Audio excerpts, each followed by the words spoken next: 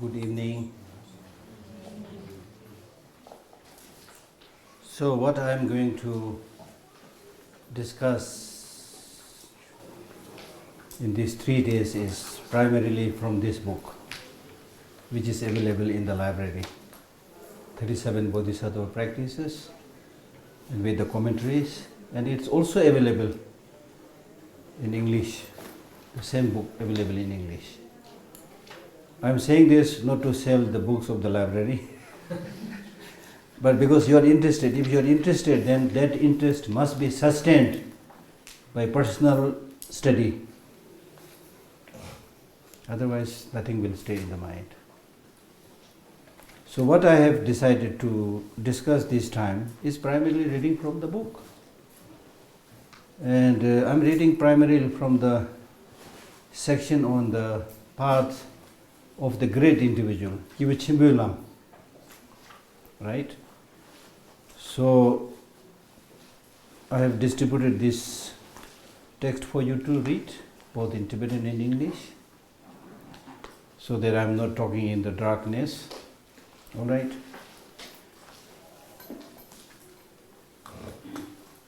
So when we talk about the path of the great individual, we are talking about the bodhicitta. Bodhicitta.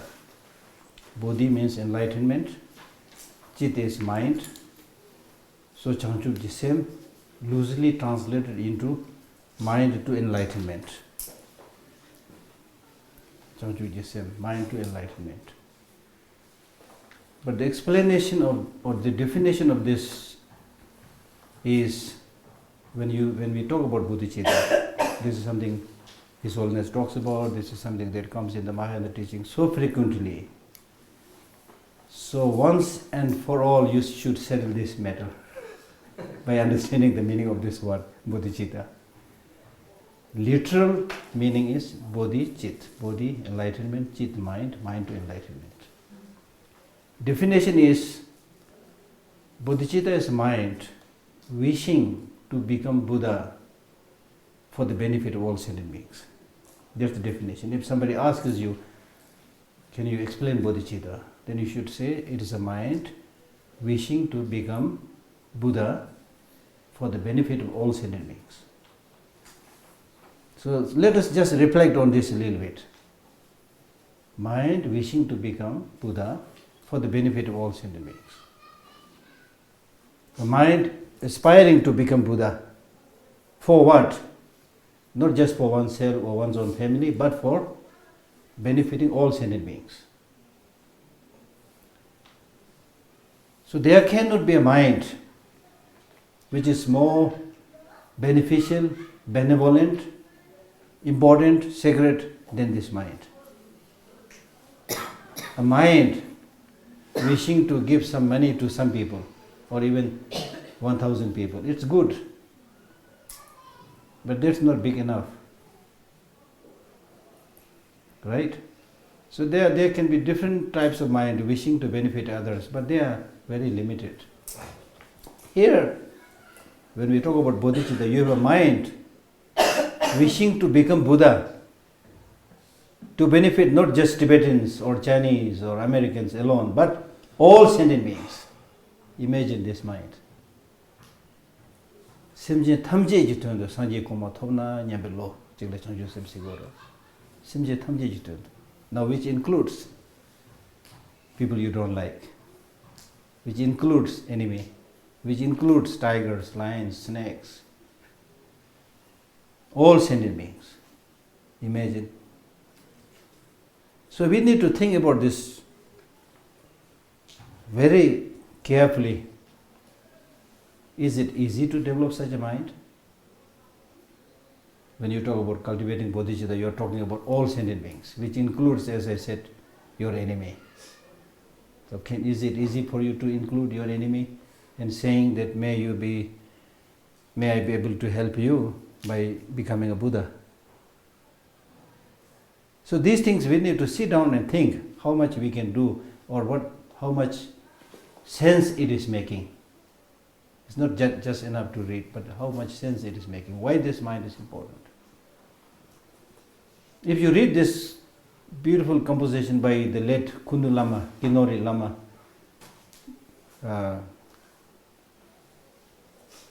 Tempe Gyaltsen, I think his name, he wrote a text which is now translated into English also. I think the title is Vast as the Space or something, that is the title. So where he says, if you are unhappy, meditate on bodhicitta. If you are happy, meditate on bodhicitta. If you have a problem, meditate on bodhicitta. If you are walking, meditate on bodhicitta. If you are sick, meditate on bodhicitta. So bodhicitta is really like a panacea that cures all illnesses. So this about this mind, we really need to spend a lot of time, think about it and appreciate it. In today's world, people are totally focused about material accumulation, and we don't pay much attention to the inner mind, especially the positive emotions, the good mind, like compassion, loving kindness, bodhicitta.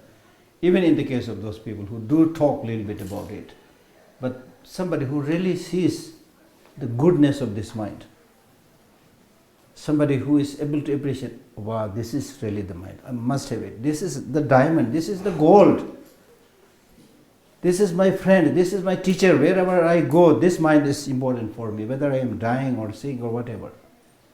That kind of conviction is not there.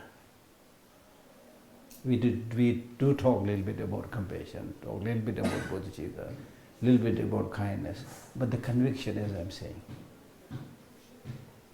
this conviction is not there because we are not spending enough time reflecting on the greatness of these minds. As I was saying, today we are all running and running. Everybody is running, everybody is busy. Even to meet somebody you need appointment, right? Everybody is so busy. Busy for what? Not for cultivation of bodhicitta, not for cultivation of loving kindness, not for cultivation of compassion, but to get jangu. Jangu means dollar. To get dollar, to get money, to get material things. Everybody says busy. Bus is too slow, car is too slow, aeroplane is also too slow. We fly, even that you have to run. Why, if I use a bad word, why the hell are we so busy? Only in pursuit of getting material things. We live in a material world. The modern world is a material world. Not only seeking material things, but materialism. Materialism means all problems can be solved by material collections. With this kind of attitude, with the invention of science and technology, we got this habit of following the life of materialism. Now through this way, if there is a guarantee that we get long-lasting peace and happiness, and in fact already now over 300 years have passed since science came into the scene, so by now we should have at least got some sense that yes, we are getting that stability, we are getting that reliable peace and happiness from material collections. If that is there, fine, then okay. Go for material accumulation. But the truth of the matter is, there is no sign. There is no sign that we are going to get that reliable, long-lasting peace and happiness. There is no sign. However much you run, there is no sign that you are going to get that long-lasting peace and happiness. You see. So therefore, when we engage in such kind of practice, or thereby whatever kind of life you want to live, you need to ask this question. Or in fact, you need to develop this recognition that I want peace, I want happiness, right? And I repeatedly say this during all my talks, do you want happiness? Do you want peace? Everybody says, yes, sir. Then I ask a second question, for how many days you want peace and happiness? Then normally people smile, they laugh. And by laughing, by smiling, they are saying, Geshe La, when it comes to having peace and happiness, it's not a question of few days. Because we want long-lasting peace and happiness as long as possible.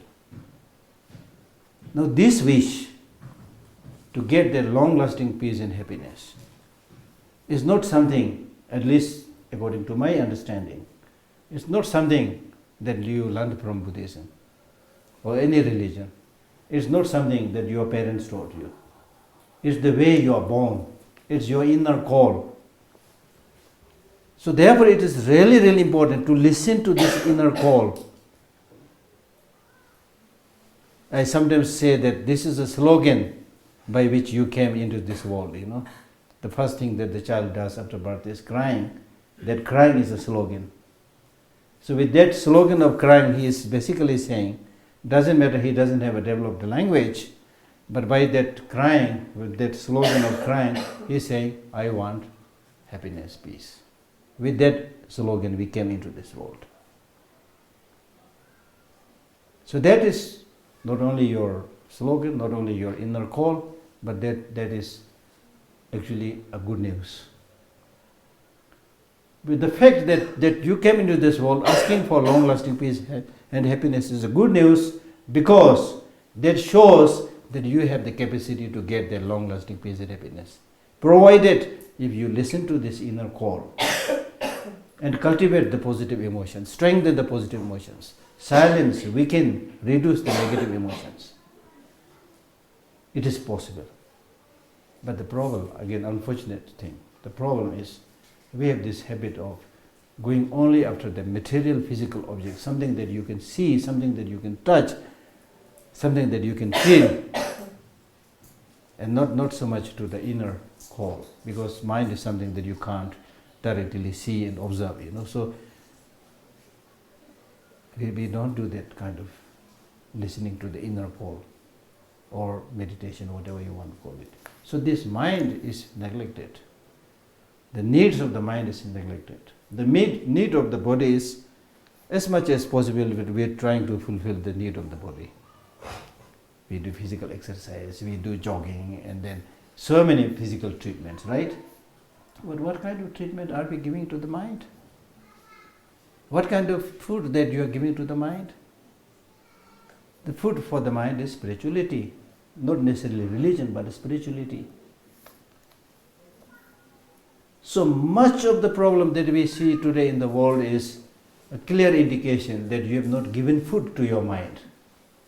Your mind is starving. Your mind is starving. And as a result, you know what a starving person will do. You see? So that's the indication. So therefore, at least to me, I'm not saying I'm a great practitioner or anything like that, but because of my study and reflection, it's becoming more and more clear that the solution of the problems that we are facing today in the world, the solution will not come from science. The solution will also not come from religion, my understanding, my personal reflection, understanding.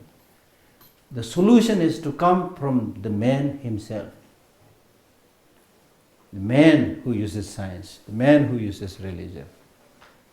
If the man who is the doer of the good things and bad things, if that man is set right, corrected, his attitude is changed towards what is realistic, what is in accordance with the law of nature, then everything will be fine. Solution lies there. So if the man himself or herself, the mental attitude of that person is left untouched, then it is not possible for us to bring about that change, solution for our problems, right?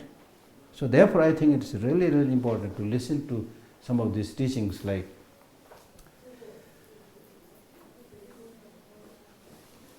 on bodhicitta, on compassion, on loving kindness and so forth. So therefore I have chosen this text. This text you should read. When I became director, then one of the first things that I commissioned to do was publish this book. Because this book is not only a commentary on this 37 Bodhisattva practices, the writer of this book, 37 Bodhisattva Practices, Muchu Thome Sangpo is said to be, at that his time, he is said to be a well-known Bodhisattva,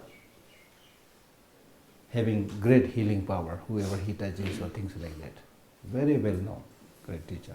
And then the commentary written to these 37 Bodhisattva Practices by Zadul Rinpoche has written, the commentary in such a way that he has quotations and exceptions from all the great teachers of all the Tibetan Buddhist schools. It's not just one school, So therefore I commissioned this to publish, one of the first book that we published after I became director. And then later on I also urged Julia to translate it into English. So the English translation is also available now.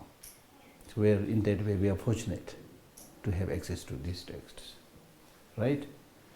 So therefore it is really not so much, of importance to just speed through so many things. I want to adopt this style, the style that you should know something, I should know something. Let us sit together, discuss something, so that we know at least what is bodhicitta. So tell me, what is bodhicitta? A mind wishing to become Buddha for the benefit of all sentient beings. That is temperature. If you know one thing, many other things will become very easy.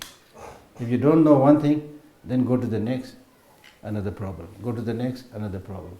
Then nothing will be there. So bodhicitta is mind wishing to become Buddha. Please speak louder. A mind wishing to become Buddha for the benefit of. Remember this. Simjin Thamji Jituendu, Sanji Jikoma Thomna, Nyambe Logic. The problem of Buddha. Simjin Thamji Jituendu, Sanji Jikoma Thomna, Nyambe Logic, Chanju Sim Sigres. Very precious. Chanju Simjo Rumboji, Majipa Namkieva, the Jeba Nyamba Mayu, the Kongne Kung the Peverasha, Jurgueva. So we always recite this during many of our candlelight, demonstrations and things like that. May this precious bodhicitta which I have not cultivated be cultivated if you have not cultivated. And if you have cultivated, ensure that it does not degenerate. I mean, the good thing with this, again, I'm not saying I have great experience, but I sense a little bit, the good thing is the more, and His Holiness says this very powerfully. He says, when you develop these minds like bodhicitta, loving kindness, compassion, you will feel you are completely now liberated from a bondage. You see? I mean, it's so powerful. His Holiness once said this. And what is the bondage? The bondage is your narrow-mindedness, self-cherishing attitude, which thinks I, me, mine all the time. That's the bondage. Completely lost, engrossed, got stuck with small things, my I, me and mine. And it's not only in Buddhism, but scientifically now it is proved that those people who make a lot of self-references, I, me and mine all the time, they are prone to all kinds of illnesses, including heart attack. Scientifically proved now. So therefore, if you expand your perspective a little bit, think about all other sentient beings, or at least all human beings. There's a huge reason there. Why should I think only about myself? Why should I think only about myself? Why should I talk about only myself? Why can't I think at least to start with a little bit about others? What is their need? How can I help them? A little bit smile, to lighten their day. You see? Easily we can do. But we remain uptight, proud, arrogant, stupid, ignorant, selfish, thinking only about oneself, my country, my society, my family. I mean, only talking about that. Of course you can talk about yourself, your family, but only thinking about that. And then fighting, neighbors fighting each other. religious organizations fighting each other, countries fighting each other. Shows our narrow-mindedness. And Shantideva, he says, you don't have to kill people, they will die. That's called wisdom. And that kind of wisdom comes by thinking a little bit broader way, by reading precious books like this. Really. And as I was saying, that we are prison of our own creation. It's not the external prison where you are, imprisoned, but you are imprisoned through your own short-sighted, stupid way of thinking. Only myself. When you think only about yourself, then you easily get sick. Because your focus is very small. And when you see all this, within this only small focus, even if there is a tiny problem like a headache, then you start complaining. I am the most unfortunate person. Other people are laughing and playing. See, I am getting this headache, I don't believe in a God. If there is a creator God, he should not have created this headache. I don't believe in Buddha. If he is compassionate, he should remove my headache. But still I have this headache. You adopt 100,000 negative ways of thinking and imprison yourself, kill yourself, suffocate yourself. You see. You don't do those things which can cure that headache by going to hospital, taking rest, taking good food. All those things that you can do, you don't do. Just sit there complaining.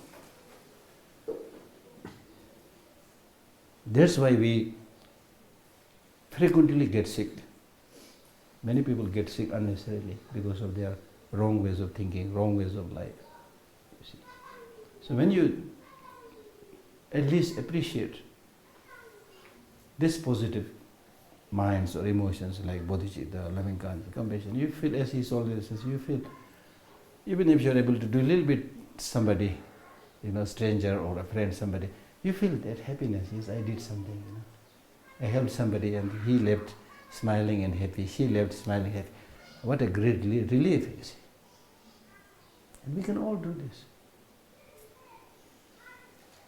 And you will realize this the more you grow older and older. I'm not so much because of Buddhist study probably, but as you grow older, you will start seeing the benefit of helping others. So that's what we are talking about, bodhicitta.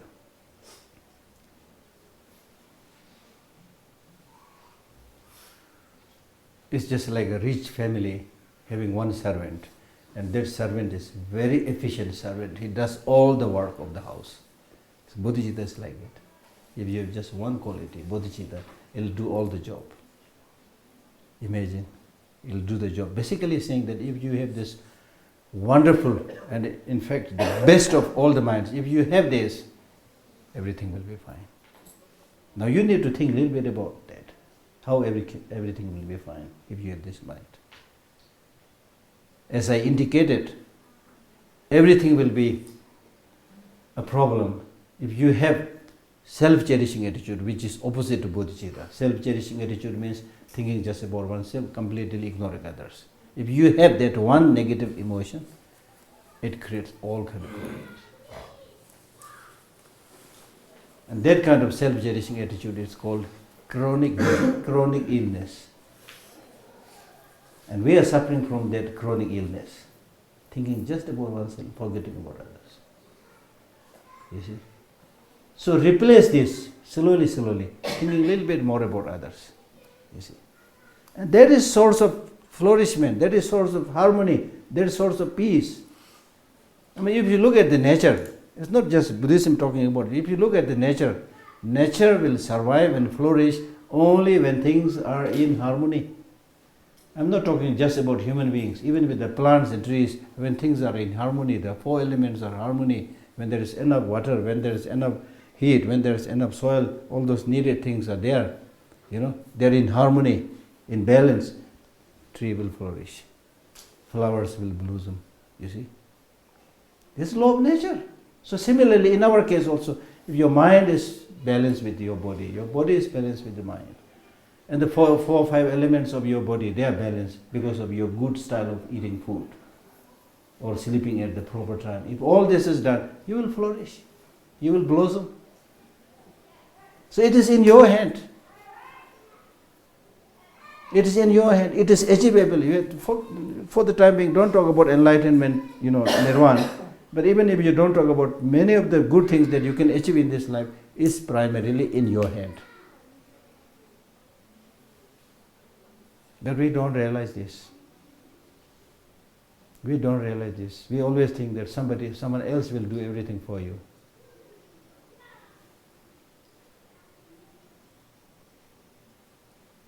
Therefore the Buddha said, self is the master of the self, self is the protector of the self, no one else can be the protector. Self is the enemy of the self. Now look at this. Self is the enemy of the self, no one else can be enemy. And you might think, what does that mean? I'm not enemy to myself. That's what you think. But the way you live your life, the way you think, the way you do things, many of these things you are creating problem to yourself. An enemy is somebody who creates problem. And you are doing this. You see? So therefore Buddhism is nothing but transformation of your mind from negative to the positive. Buddhism does not believe in a creator God. Buddhism believes in the capacity of the individual person. That you are the one who will make your destiny, and you are also the one who will mar your destiny.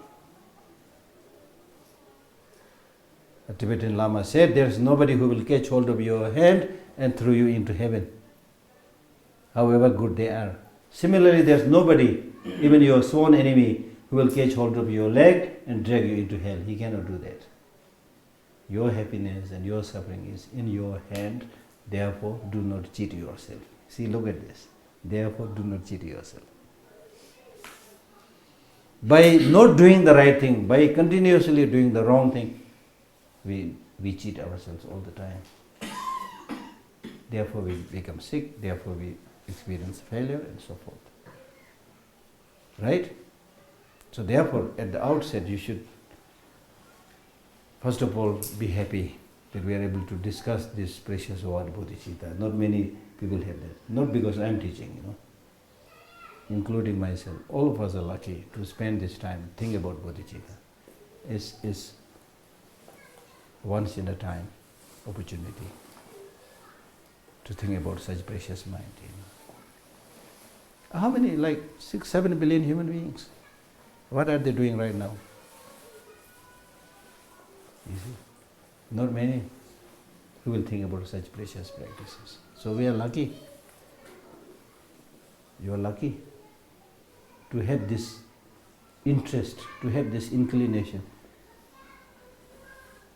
You are lucky. Otherwise you will be doing something else stupid, not very meaningful. And right now, when you come for such teachings, not necessarily very encouraging or very excited, but if you do stupid things, going sitting in a shop, sipping tea and then gossiping about everybody, it looks fun, it looks good, it looks attractive, it's easy to do. That's why everybody runs and does those things, but not those things, you see, these kind of things. But very soon you will realize how important this moment is, how important these precious teachings are. Because at the end of the day, unless you help yourself, no one else can help you. And the more and more I see life, the more and I'm convinced that this is the truth. Even your so-called relatives, friends, however good they may be, but they cannot think for you. They cannot bring that long-lasting peace and happiness for you. You have to do it. Parents die, husband die, brothers die, sisters die, you see. What will you do then? Everything is in a flux, everything is changing. So therefore what we are talking about is really finding happiness in an unsettled world. If you use the word, instead of impermanence, if you use the word unsettled. And Buddha was right. He constantly, right from the beginning, the first talk that he gave was on impermanence. So he was basically saying, finding happiness in an uncertain world. Your whole body is changing within 24 hours or something like that. Everything, your cells, Everything is atoms and everything is changing. Everything is in a flux. Relationships, everything is changing. So one that is in a way unchanging is that long-lasting peace and happiness which you can achieve. You call it enlightenment, you call it nirvana.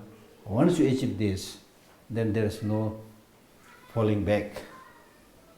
The ordinary pleasures and happiness that we are experiencing today,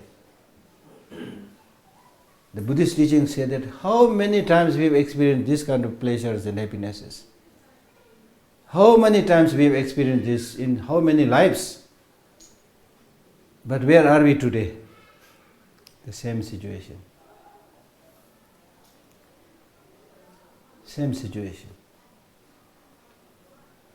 Shantideva in his Bodhicharyavatara gives a long discourse and then he summarizes by saying that Chipa Randu Karse, Dubada, Tuma Shinjitu, Chipa Randu, Dubada, Tuma Shinjitu, Dinijini Chepartus. So he summarizes by saying if you still unable to see the difference between bodhicitta and the self-cherishing attitude, then you should, he says, compare yourself to the Buddha. Buddha for countless lives practiced bodhicitta, so where is he today? We may not be able to see him directly, but his teachings still benefiting millions of people. That is Buddha. Now today we say the Buddhist population is around 500 million.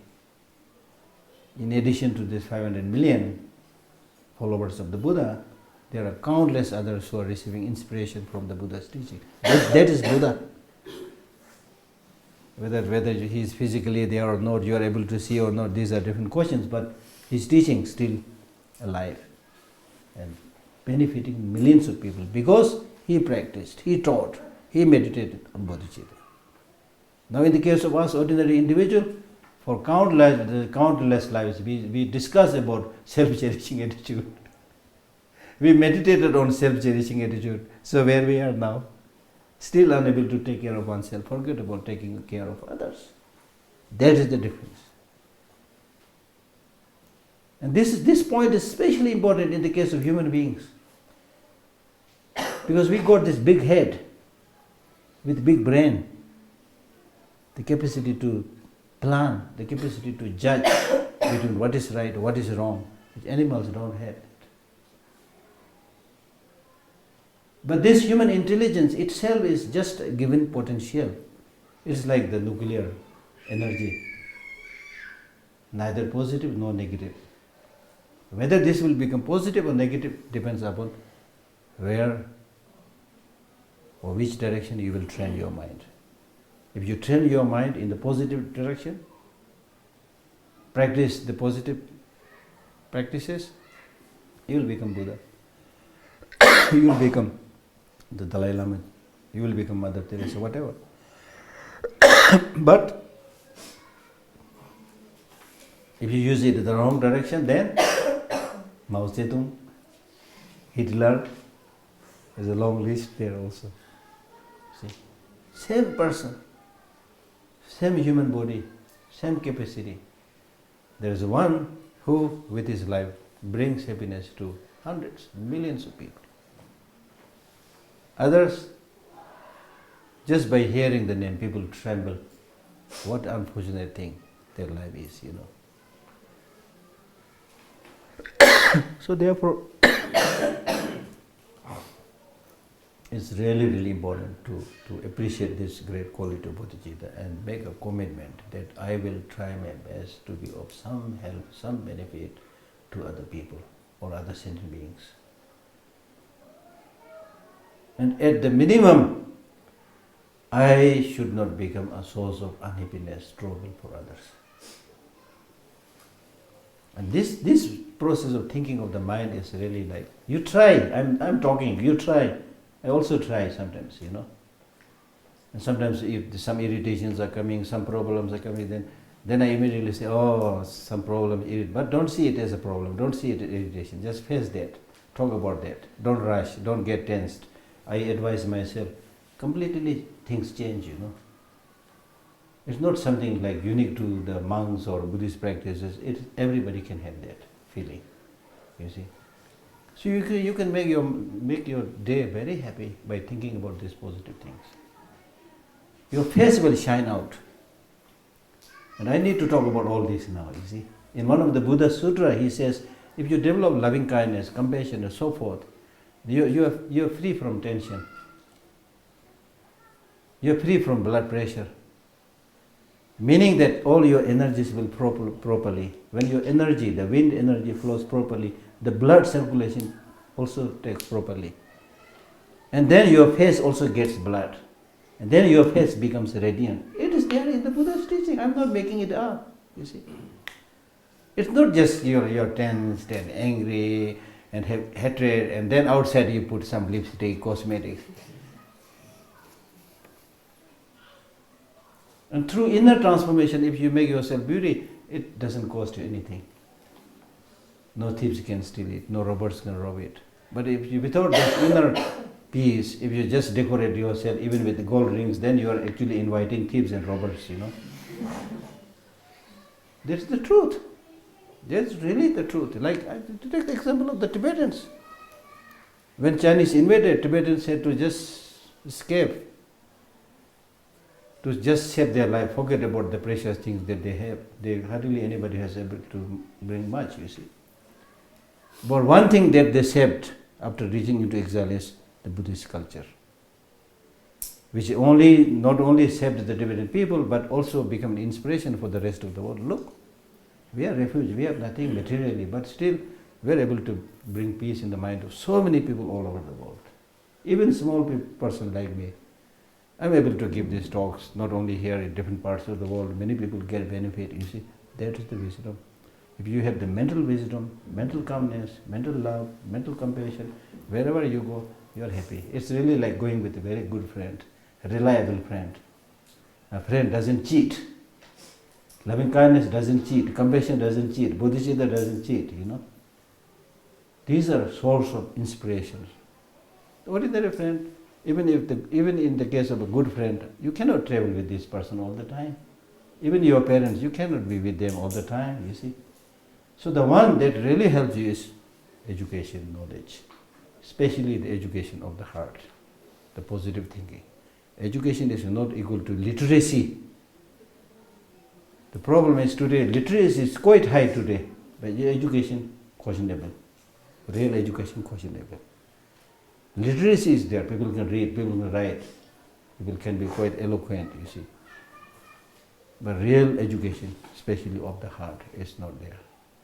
So therefore we need to talk especially about these qualities of developing the heart. So that's why I decided to read this text. So the first verse is number 10, which is not for this particular teaching, but this is number 10 in the text. So I just put it like that.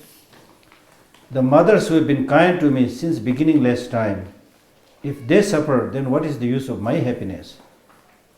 So in order to liberate infinite sentient beings, generating bodhicitta is practice of bodhicitta.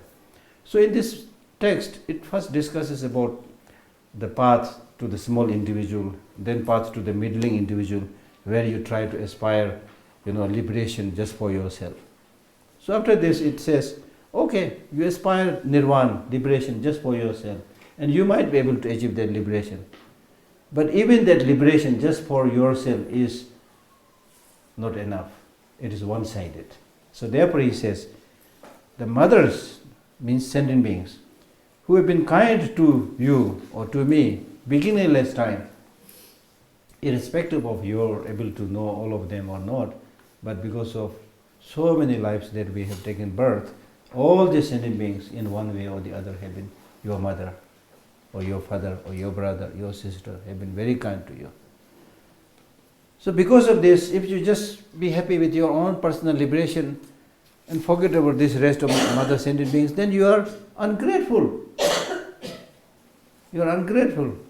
It's just like somebody who gets a very good job and then immediately forgets all his family members. Some people do that, you see. Very ungrateful. And even in this particular life, whether you know them or not, but all the things, facilities, all the things that we are enjoying comes through the hand of so many people. in Africa, in Brazil, in America, in China, the world is so closely connected today. We are so heavily dependent upon each other. So the mothers who have been kind to me since beginningless time. Now even if you look at these people who you meet in McLeod-Ganj, ordinary people, I have been to many places, many countries. Ordinary people, they are basically very kind-hearted. They are ready to offer you something to eat, they are ready to offer you something to drink, They are very kind actually, you see. So it's because of this kindness of the ordinary people that we are surviving, not because of some leaders. I'm a little bit tired of some of these leaders in the world today. You see, it's ordinary people who are really, for me, they are the hope. And His Holiness repeatedly says the country belongs to the people, not to the leaders. You see, so ordinary people, majority of them are really very kind. You see, and that's why we are able to survive. You see. So since they have been so kind, not only one time, but from beginningless time, now while today they suffer, if they suffer, then what is the use of my happiness? That means if you have one mother who has been very kind to you, now today if she is suffering, can you just completely forget her suffering and then sing and dance and enjoy and go for a picnic, things like that? No. Right? So you naturally will not be able to enjoy that happiness when your mother is suffering. Exactly like that. Exactly like that. Now as far as the question of suffering is concerned, who is there who is not suffering? Tell me. So here again it's a question of understanding the depth of suffering. There are so many types of suffering which is explained in Buddhism. The suffering we know are the obvious sufferings, the manifest sufferings, especially the physical sufferings and so forth. But there are subtler sufferings which we even don't know. So the more you understand the depth of these sufferings, then the more you will be able to see, yes, no matter how much they pretend, but everybody has this suffering, that suffering, you see. And His Holiness the Dalai Lama says that sometimes when we see some very old beggar or poor people, then we develop some kind of compassion, some kind of pity feeling. We give some money, things like that. But when we see somebody like a celebrity, a Hollywood actor, actress, Bollywood actor, actress, or president, prime minister, there is no sign of compassion. Instead, we'll look at them with mouth wide open. How nice, if they are my friend, or at least if I'm able to get their autograph, their signature. Oh, I got the signature of Michael Jackson. And His Holiness says, actually, this so-called celebrities, leaders, actually they are more ignorant than many of ordinary people. Because of this little fame and the little praises that is surrounded them, they don't think they are going to die. And they are more proud, not necessarily everybody, but generally speaking. They are more proud, more arrogant, more exploitative, things like that. Right now you see in the movie, in the television, it's going about this American man, I forgot his name, who during his time of glory, he has mistreated many women, including raping and things like that. Now this is the talk right now going on in the television, you see. So that's the thing, you see. So ordinary people, they are already suffering, and they have some understanding of their suffering. Because they are already fallen, therefore there's less jealousy, less negative sense of competition, things like that. So therefore, if you really are somebody who has this in-depth understanding of suffering, then whoever you see, as the seventh Dalai Lama in his beautiful composition, he says, "Thome kyachung phomo sudala tejang chaluk namjur photuk chechung sam mato dugi misike wa nyam nyam to duge kenyam troje namje nangsudi kyowa."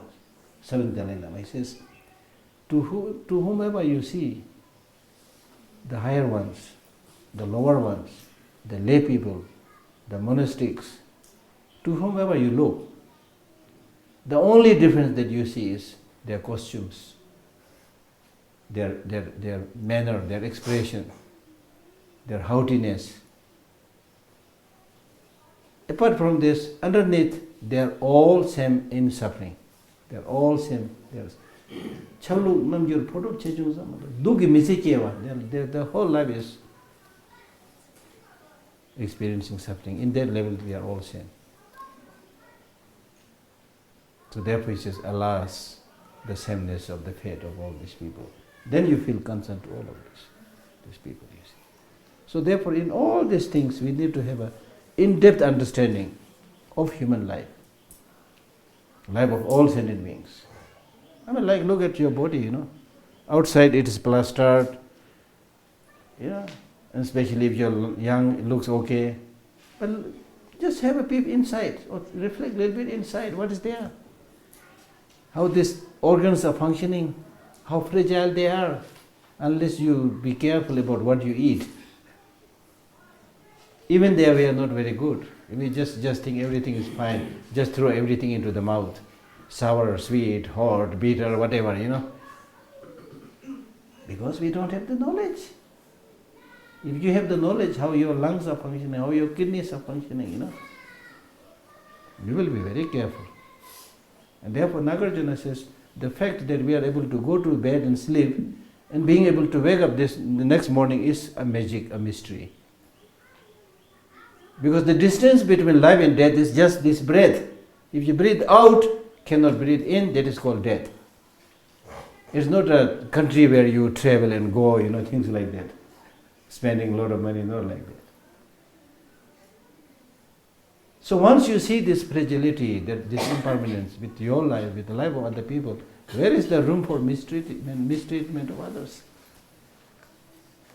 And I give this example. Let us imagine the example of a very old woman here, say 95 years old. Number one, she is very old in terms of her age, 95 years old.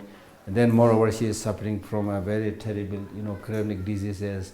There are wounds all over her body and pusses are oozing out, If there is a woman like this here, can any one of us will think about exploiting this woman? No. Because you already now very clearly know the pathetic situation of this woman. Can anybody of us think about raping that woman? Ludicrous, no. Why? Because you know the situation. Similarly, other people, if you know the situation, how vulnerable, how fragile these people are, the wish to mistreat them, the wish to take advantage of them will naturally cease. I'm not saying easy, because we are so habituated with the negative emotions. The impulse is strong, the negative emotions is strong. Despite our wanting to do many good things, we are unable to do that. We fail because of our strong habituation with negative emotions and very weak habituation with positive emotions. But what I'm saying is, if you think in this way, reflect in this way, then this will help you gradually understand the situation, develop more love, more compassion, more sense of responsibility to others. Right?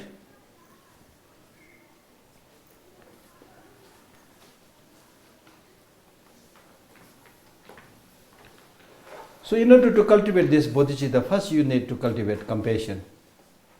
Compassion is the root. Sometimes we call it like sense of responsibility, laksam or nyingje.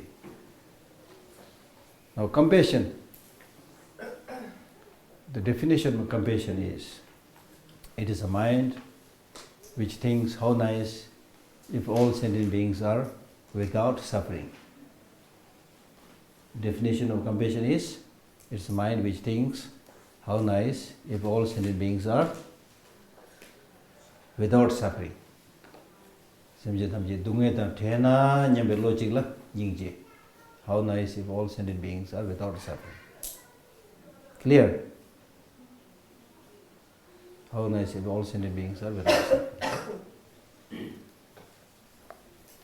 Now that kind of compassion is also developed by seeing the impermanent nature of all sentient beings, by seeing the lack of intrinsic reality of all sentient beings. The more you are able to see the fragility, the vulnerability of everybody, the more you are able to develop that concern. Like again, take the example of these old women. There is more likelihood that all of us will develop some sense of concern, some sense of sympathy, some sense of wishing to do something. That will come there because you are able to see that situation clearly, right? Isn't this a good example?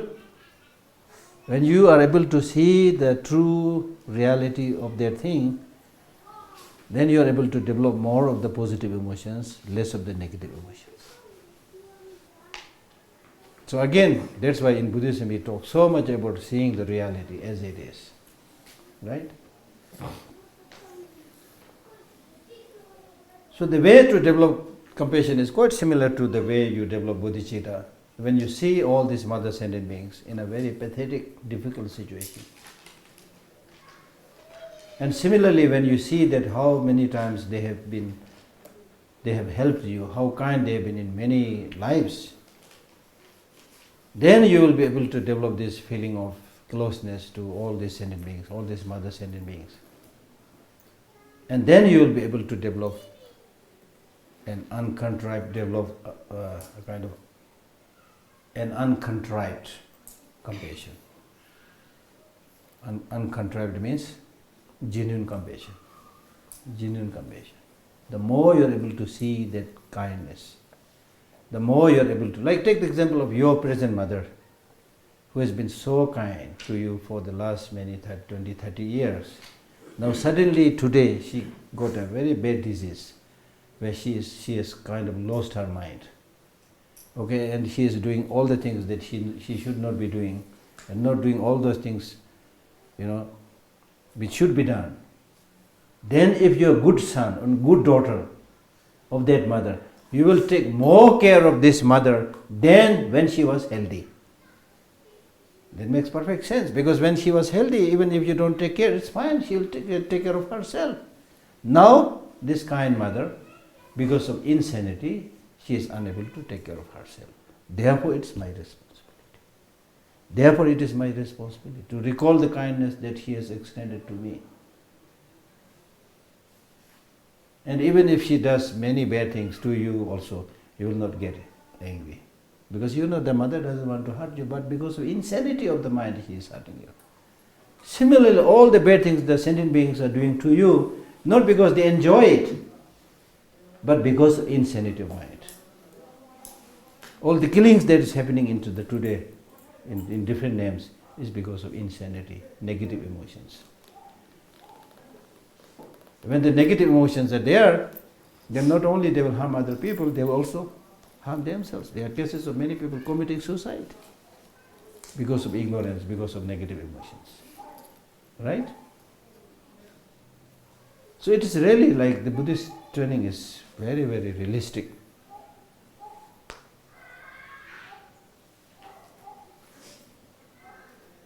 So to develop this bodhicitta, so first you should see the sameness of oneself with others. Dahinyamba. Chikpares, we are all same. We are all same in what sense? We are all same wanting happiness, not wanting suffering. It's not just you who wants suffering, who wants happiness, not suffering. It's all sentient beings, not only human beings, all sentient beings wanting happiness, not wanting suffering. As I said, sameness in the sense of wanting happiness and not wanting suffering. Now in terms of experiencing of suffering, we don't want even the tiniest bit of suffering. The bite of mosquito, we don't want. Dungaina, chung Devaina, chesho, kasechuna, orla, say, Jagalagdo, dinasha. Dunga Tamosavia Meduching, Dela Nami, Choshi Mebane, down the Hina, Chever, Hinde Gava Chever Chijano. It's a words from the Guru Puja, where Pancha Lobsang Chuji has said that not wanting the tiniest bit of suffering, and having no contentment, no sense of satisfaction in the well-being or happiness. In this regard, there is not an iota of difference between you and other sentient beings. Therefore, the way to get that happiness is do something that pleases others. Do something that will make others happy, just as you would do something for yourself. Like, for example, look at us. Individually we take so much care about oneself, right? We are not good. I'm not saying you are good in taking care of yourself, but at least we take so much care about ourselves, be it your food, be it your clothing, be it with whom you go, be it your study, education. At least you are making a lot of attempt. Right? Right? But one day, out of the blue, somebody comes and says, young lady, I saw you that you are taking so much care about yourself. You're feeding yourself, you're washing your clothes, you are making your bed, whatever, you're doing so many things for yourself. Why are you taking so much care about yourself? If somebody out of the blue asks you this strange question, what will be your answer? Rawa, what's me good? So the hiu tapu jaga chigru bata jona majona. So tapu hiu jagruwa. Miji yung na chara lo mango hiu chara hiu tapu jagru chara dinde kharchine tapu jagru lamna kharlau gale. What will be your answer? Ma tapu jab ma mi ke chimbore wala yorwe. Is it a good answer if you say, oh, I have to take care of myself because I'm a professor or I'm a scientist? You can give all kinds of stupid answers, but I don't think that is the correct answer. The correct answer is, I take care of myself because I want happiness and do not want suffering. That's the correct answer. In this case, you should also take care of others because they want happiness, do not want suffering. Then again, your, mind, stupid, clever mind will say, or cunning mind will say, yeah, that's true, others want happiness, do not want suffering, but they'll take care of themselves. I will take care of myself. Who the hell I am to take care of themselves, I have enough problem myself to worry about. How can I take care of? The Buddhist teaching says this is the narrow-minded way of thinking. Therefore, His Holiness says, if you want to be selfish, be wisely selfish. Taking care of others is the wise way of being selfish. Thinking just about yourself and forgetting others is the stupid way of being selfish. You see? And in fact, when you say that, okay, others they will take care of themselves, I will take care of myself. When you say this, you are not seeing the connection between you and others. This is almost like saying that when your leg is hurt, the hand refuses to go down by saying, oh, it's the leg, not the hand. Why should the hand go down to help the leg? The hand must go down to help the leg because of this connection. It's the leg that carries the hand. So when the leg is in trouble, the hand must go down. So the rest of the sentient being, the Buddhist teaching says, the rest of the sentient beings are part of yourself, just like your legs, hands. And also logically, in your case, however important you are, you're just one person. The rest of are countless, you see. So one man sacrificing, His Holiness gives this very wonderful example by saying that if 10 beggars come begging something from you, all these 10 beggars, you've never met them in your life, asking for some food. And then you never met them, but they are all beggars, they are all poor. But still, if you look like this, and then for one beggar you give $100, another beggar, maybe 100 rupees. Then the third one said, you go, get lost, I don't want to give you anything. If you make such a discrimination, it is stupid, senseless, because they are all beggars, they are all poor, you don't know them, you see. So they should all be treated equally. So similarly, all sentient beings, they are kind of beggar in the sense they don't have the needed positive qualities, negative emotions and sufferings, they have a lot. So they are all in need. So therefore help all of them. Mother sentient beings, you see. Right? So therefore, with this understanding, see that all sentient beings are exactly like you, wanting happiness, not wanting suffering. So that is called seeing oneself equal to others.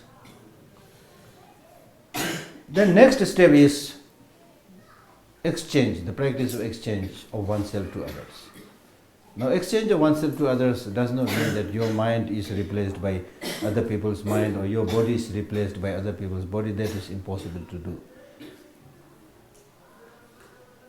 So, in order to meditate on this practice of exchange, the first most important practice is highlighting or understanding the faults of self-cherishing attitude.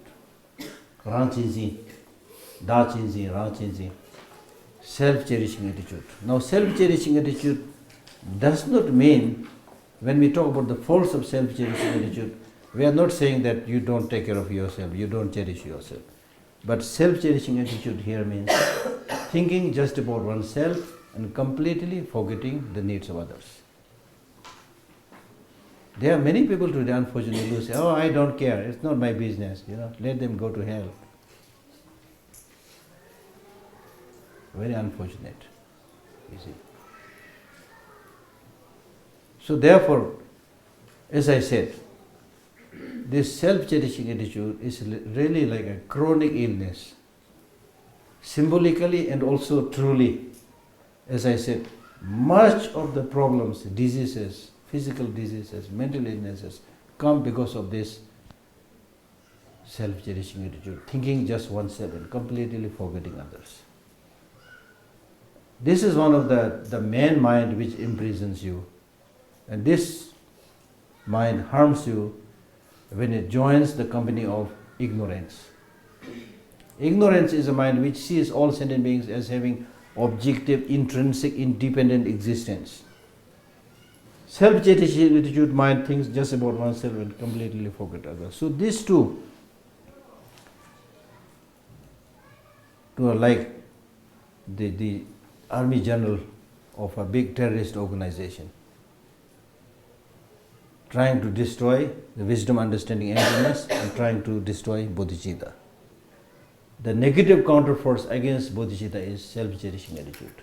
The negative counterforce against wisdom, understanding, emptiness is ignorance, mind which does not see the reality, right? So therefore, last teaching also I emphasized on the same point. This time also I am emphasizing on the same point. So two things you should know. Of course, there are many things to know. Two main things that you should know is what is really important to you and what is also the heart of Buddhist teaching is cultivation of bodhicitta and wisdom, understanding, emptiness. Right? Clear? And the two foremost obstructive negative forces are, say it. Self-cherishing attitude and ignorance. Self-cherishing attitude is the foremost negative obstructive force that opposes bodhicitta. And ignorance is a mind which opposes wisdom, understanding, emptiness. Right? Make it very clear. Once you know this, you have already caught hold of the heart of Buddhist teaching. All the countless teachings of the Buddha will at the end of the day boil down to these two important points: the process of cultivation of bodhicitta and process of cultivation of wisdom, understanding, emptiness. So therefore, when we talk about self-cherishing attitude, as I have already explained, it's a mind which thinks just about yourself and completely forget others, right? This is clear. This self-cherishing attitude. Now, ignorance means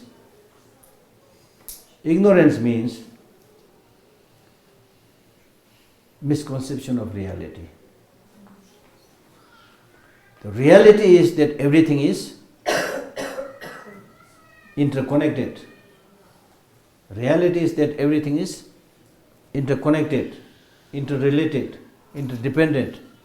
But because of ignorance, we tend to see things as having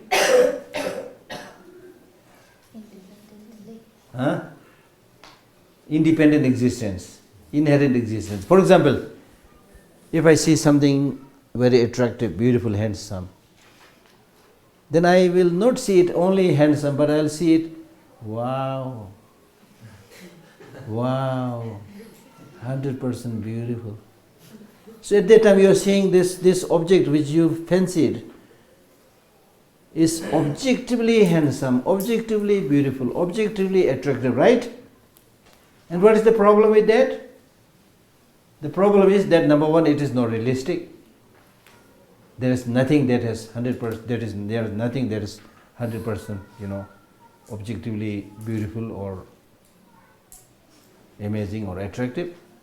And then more importantly, when you misperceive the object in this way, then you completely get obsessed with this object. I must get this object. You get lost into it. By extension, I can give you this very convincing example that today the world is lost into the material object. Right at the beginning of the teaching, I said that the world is running and running for what? Material accumulation. So we are obsessed with the material accumulation, thinking that if you have this nice car, if you have this nice house, if you have this nice husband, if you have this nice wife, then I will be happy, Then you chase them. But the outcome of the story is different. You fancy something, okay, very nice husband, nice person, I'll marry him. Nice wife, nice woman, I'll marry her. I will be then completely happy. So with this kind of attitude, you get married. Get this husband, get this wife. Then after a while you see, of course, the initial attractiveness that you designated is not there. Gradually you see the truth. Then gradually the relation gets sour. In many cases to the extent of getting divorced. But still we don't learn the lesson. And then still we think, okay, this wife didn't work, but next one will work. This husband didn't work, next one will work. So we spend our whole life changing the externals. Changing wife, changing husband, changing car, changing house, thinking that one day they will be. Buddhist teachings are saying, no, by changing externals you will never get the long-lasting peace, happiness. It is not rearranging the externals, but it is rearranging the internals. You will get this happiness and peace. Now, you should think about this. I'm just saying it, what I learned from Buddhist teachings. You think about it. See for yourself to get a complete sense and conviction about that.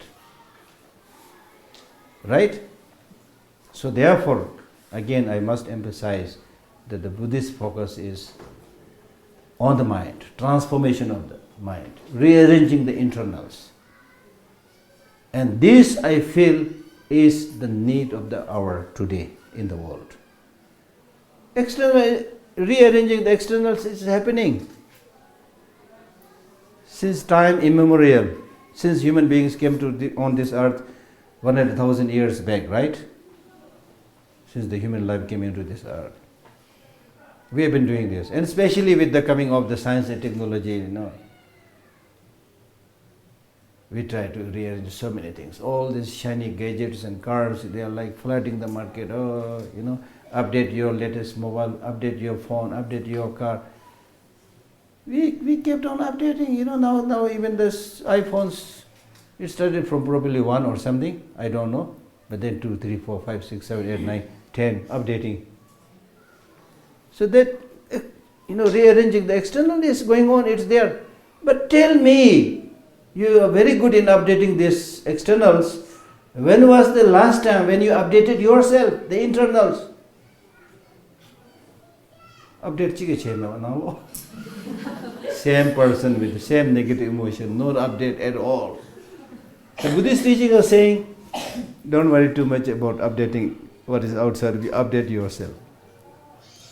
Become more compassionate, become more loving, become more, develop more wider perspective.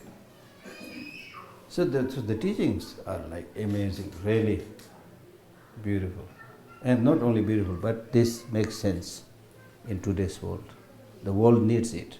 I'm not just saying this to you. I meet so many people, university students, professors, scholars, and I'm not a particular great scholar or things like that. But when I share this, people listen with like rapt attention. They're able to understand easily that this is true. So the truth is there, but the important thing is practice. And in order to practice, you need to repeatedly think about these teachings. Not only when you attend the session or teaching, but when you are on your own. Spend some time in the morning, do some meditation, little bit of reflection. Charge your battery. You have to very soon go into the darkness, Before you go to the darkness, normally we charge the battery, right? So we need to do this all the time. Then your life will be much, much happier. Much, much peaceful. Even if the whole world is in turmoil, still you will be able to remain in peace. Not because you have no concern, no sense of responsibility. You will show your concern, but you will show your wisdom. There are things that you can do, there are things you cannot do. As Shantideva says, if it is something that you can change, don't worry because you can change. If it is something you can't change, no use worrying because by worrying you can't change it. And I am amazed to see that the same kind of teaching is found in the very ancient time in the Greek teachings. There is a prayer called Prayer of Serenity.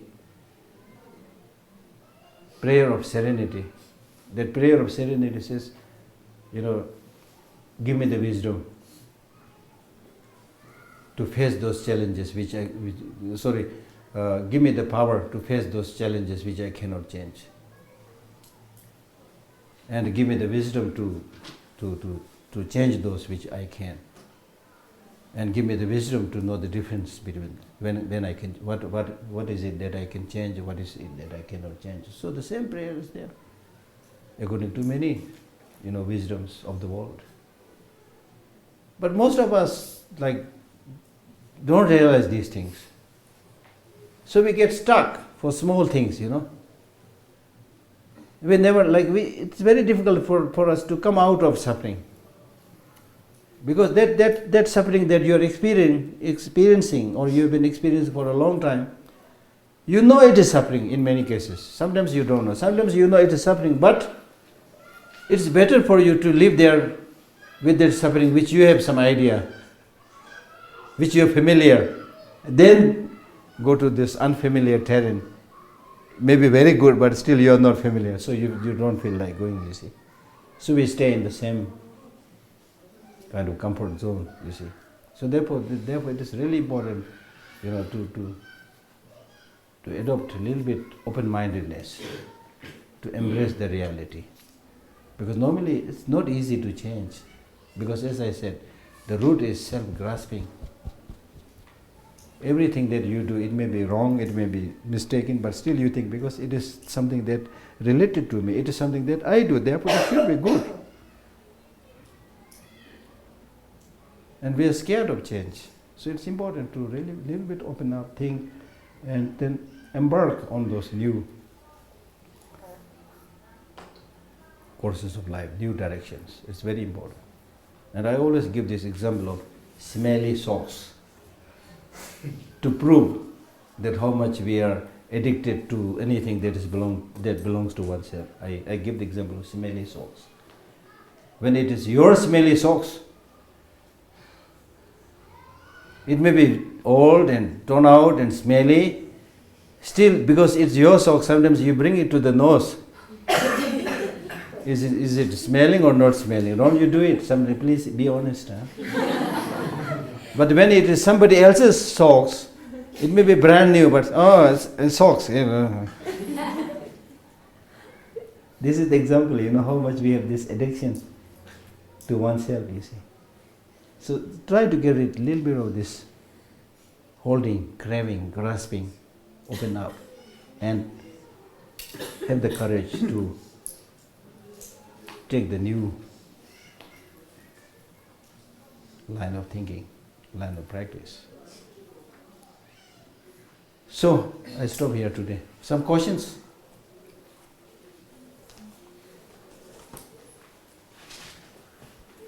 Some questions. It's important to interact. Whatever question. I'm not saying I have all the answers, but we can discuss, we can explore.